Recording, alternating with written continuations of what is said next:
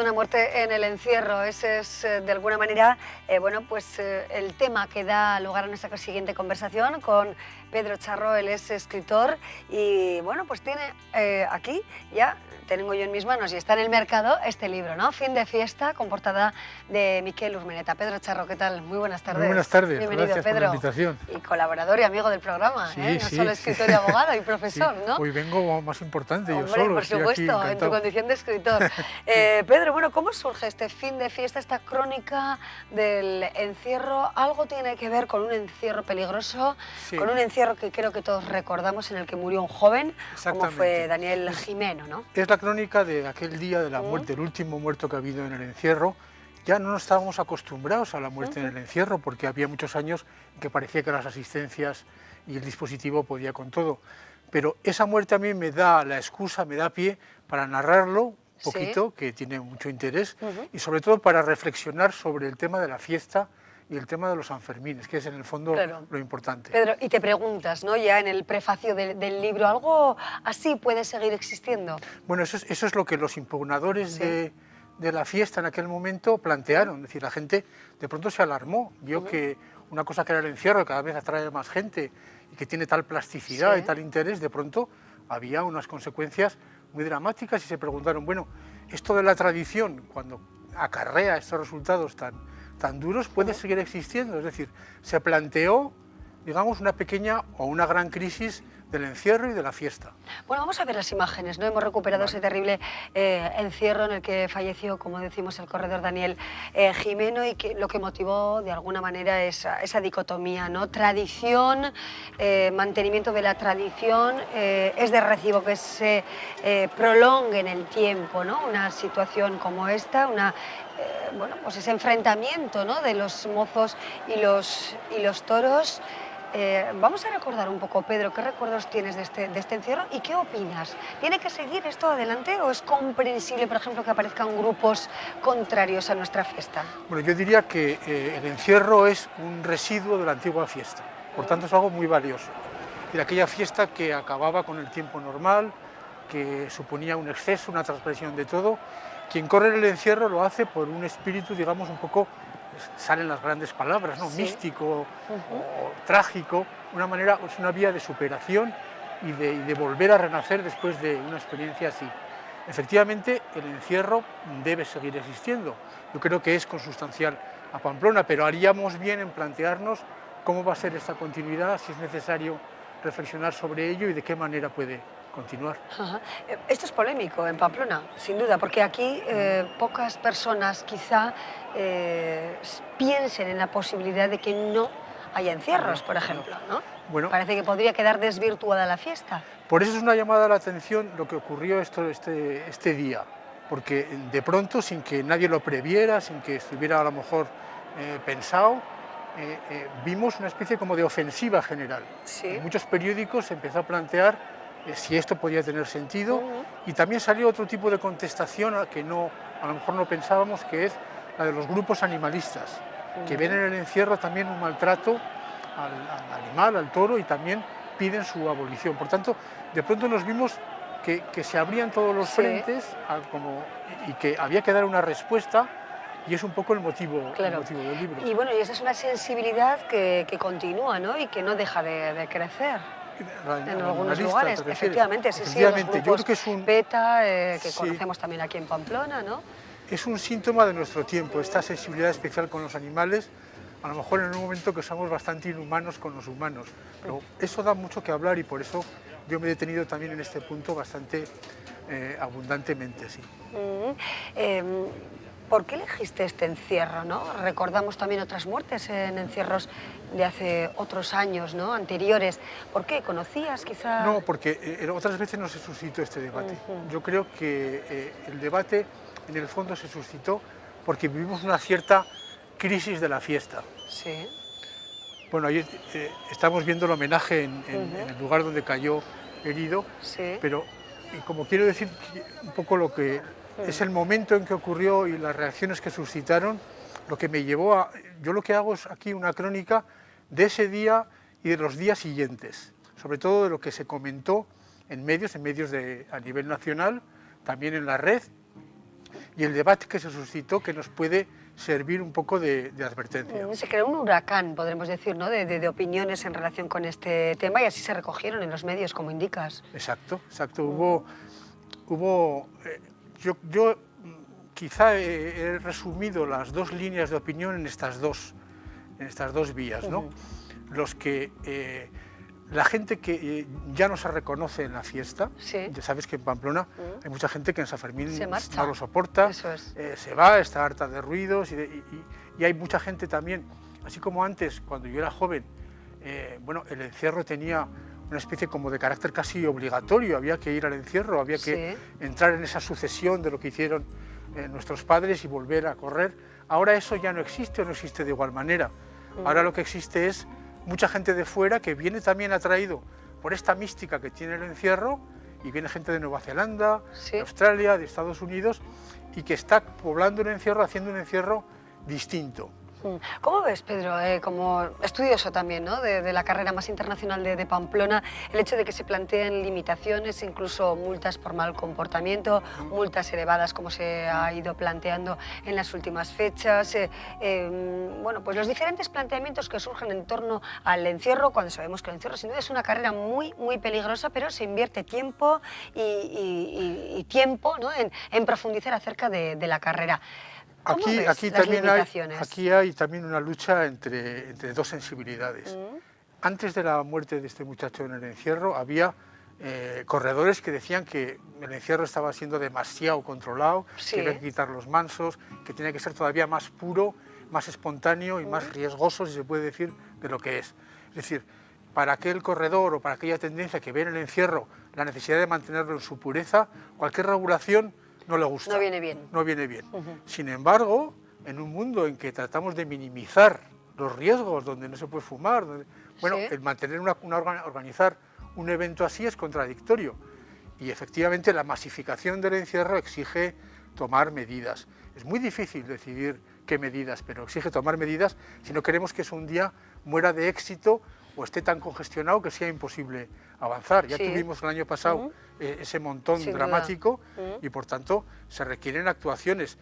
Yo no soy experto en saber cuáles, pero se requieren. Sí, Pedro, en la portada, cuéntanos, el toro que, bueno, pisa al mozo. Yo más que un toro veo ahí una especie de demonio también, una especie de demonio que es lo dramático de lo que ocurrió aquel día.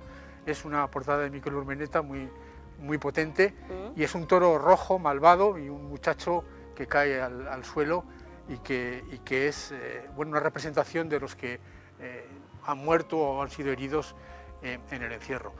Te diré que la familia de Daniel Gimeno, el muerto en el encierro, tuvo un comportamiento ejemplar. En vez de arremeter contra Pamplona, contra la fiesta, para nada. Ellos mismos dijeron, nos mandaron un mensaje que hay que tener en cuenta. Nos dijeron, cuidar la fiesta, que yo creo que es lo que tenemos que hacer. No tanto posicionarnos en un lado y en otro y defender cada uno nuestras esencias, sino ver cómo cuidamos la fiesta, porque para Pamplona la fiesta es un elemento diferenciador.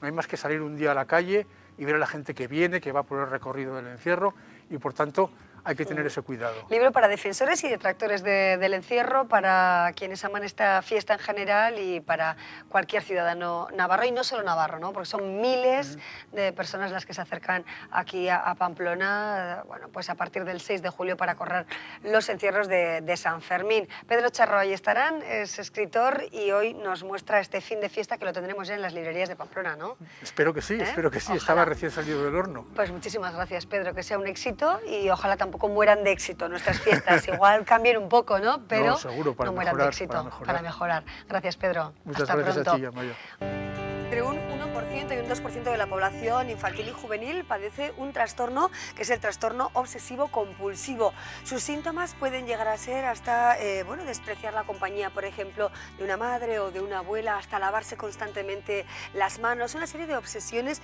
y supersticiones marcan este trastorno, una enfermedad mental de la que vamos a hablar hoy en el programa con la psicóloga clínica Clara Lacunza. ¿Qué tal, Clara? Bienvenida, buenas tardes. Hola, buenas tardes, gracias. Bueno, ¿qué es el trastorno obsesivo compulsivo? ¿Cuáles son los principales síntomas y las causas que genera este tipo de obsesiones o supersticiones en los niños?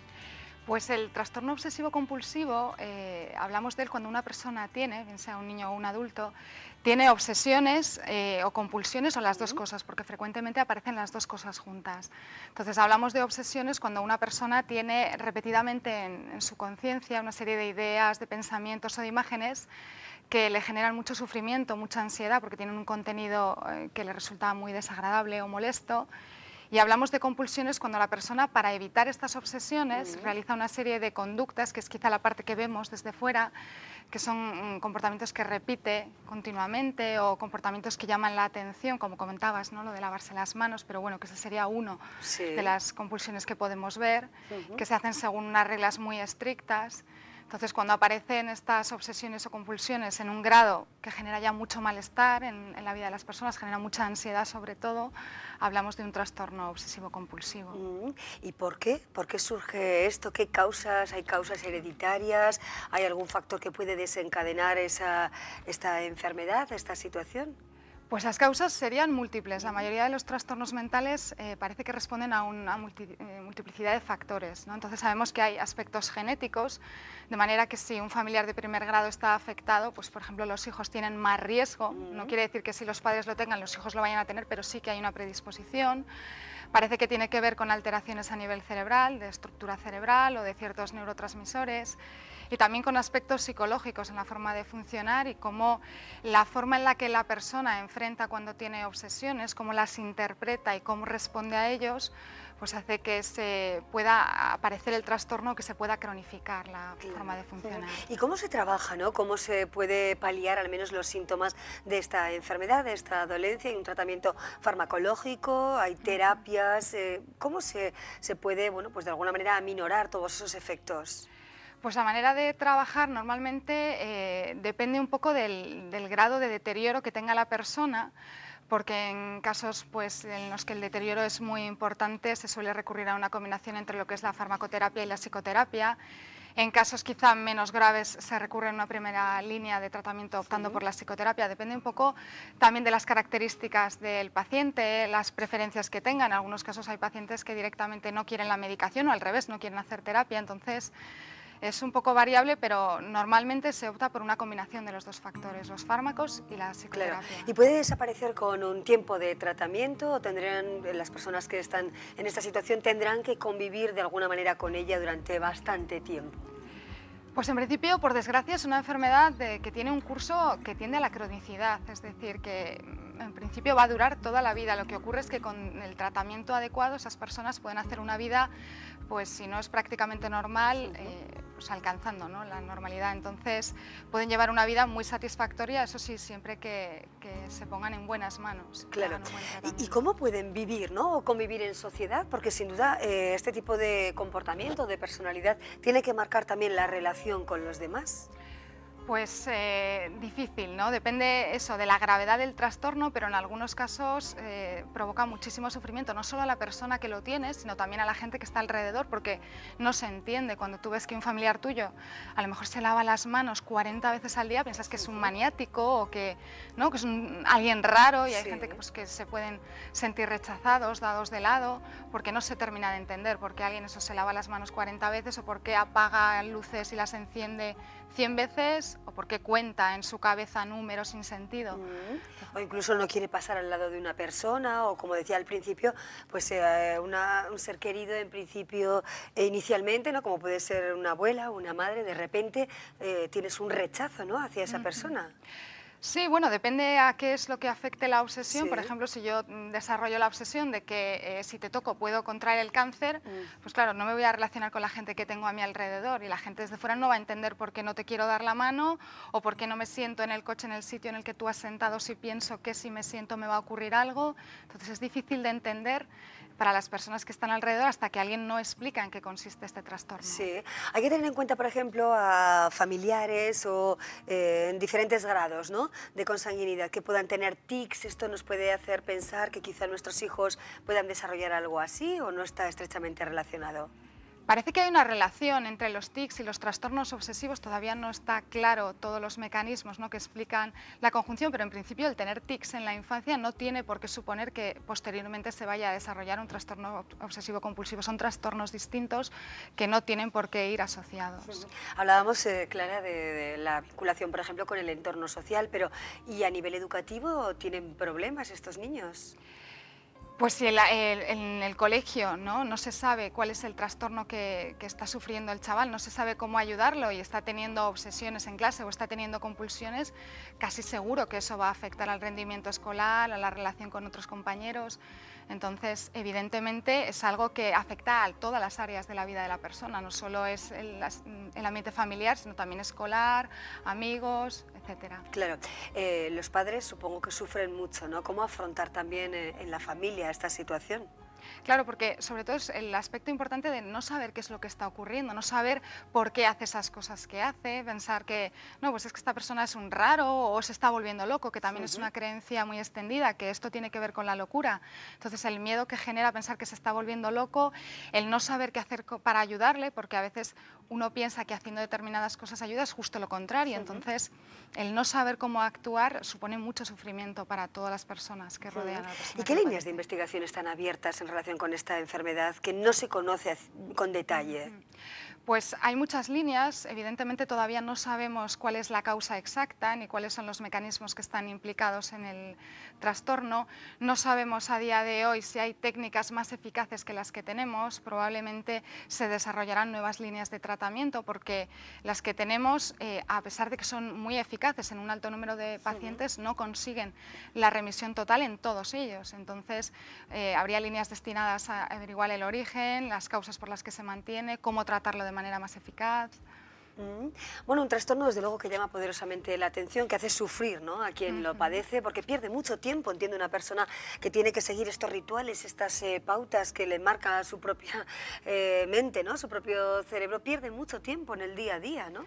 Claro, es que hay personas, cuando el cuadro ya es un cuadro grave, que puede dedicar 5, 6, incluso 7, 8 horas al día a hacer una pauta que repite continuamente. A lo mejor, yo recuerdo un caso de un chaval que podía estar 5 horas en el baño observando a ver si tenía o no tenía una mancha determinada. Imaginemos que suponen 5 horas al día en el cuarto de baño para una persona. Es que es tremendamente angustioso y supone mucho sufrimiento. Bueno, pues con ese ejemplo nos quedamos, desde luego, 5 horas pensando que uno tiene algo que quizá es negativo, ¿no?, para el desarrollo de su vida, cuando realmente es una enfermedad mental, ¿no?, el trastorno obsesivo compulsivo. Clara Lacunza, muchísimas gracias por acompañarnos y darnos estas pautas acerca de esta enfermedad. Gracias y muy buenas tardes.